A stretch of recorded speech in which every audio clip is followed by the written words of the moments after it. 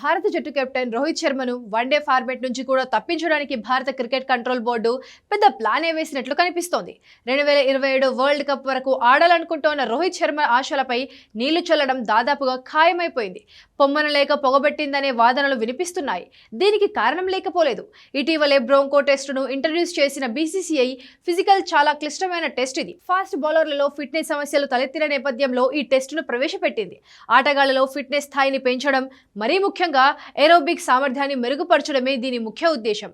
దీన్ని అడ్డుగా పెట్టుకుని రోహిత్ శర్మ, విరాట్ కోహ్లీని వన్డే ఫార్మాట్ నుంచి తప్పించే అవకాశాలు లేకపోలేదని అభిప్రాయాలు వ్యక్తమవుతోన్నాయి. 2027 వన్డే ప్రపంచ కప్ నాటికి రోహిత్ శర్మ వయసు 40 సంవత్సరాలు దాటేస్తాయి. 40 ఏళ్లు దాటిన ఓ ప్లేయర్ బ్రాంకో టెస్ట్లో పాస్ కావడం అసాధ్యమనే అభిప్రాయాలు కూడా ఉన్నాయి. టీమిండియా మాజీ క్రికెటర్ మనోజ్ తివారీ ఇదే అంశంపై మాట్లాడారు. రోహిత్ శర్మను 2027 ప్రపంచ కప్కు ముందే రిటైర్ చేయించడానికే బీసీసీఐ ఈ బ్రాంకో టెస్టును ప్రవేశపెట్టిందని అభిప్రాయపడ్డాడు.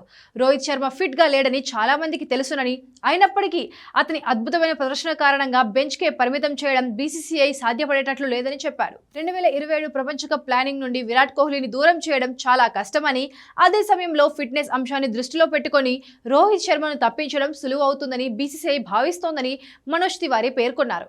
ఈ బ్రోంకో టెస్టు రోహిత్ శర్మ లాంటి ఆటగాళ్ల కోసమేనని, భవిష్యత్తులో జట్టులో వారు ఉండకూడదని బీసీసీఐ ఆలోచనగా చెప్పుకొచ్చారు.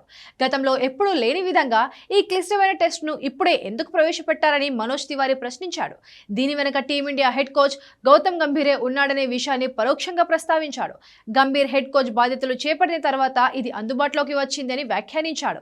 2011 వన్డే ప్రపంచ కప్ తర్వాత ఫిట్నెస్ కారణంగా సీనియర్ ఆటగాళ్లను ఎలా పక్కన పెట్టారో ఇప్పుడు కూడా అలాంటిదే జరగవచ్చునని మనోజ్ తివారీ తేల్చి చెప్పారు. విరాట్ కోహ్లీ అద్భుతమైన ఫిట్నెస్ కారణంగా అతన్ని ప్రశ్నించలేకపోవచ్చని, రోహిత్ బ్రోంకో టెస్టు తట్టుకోగలడని తాను అనుకోవట్లేదన్నాడు.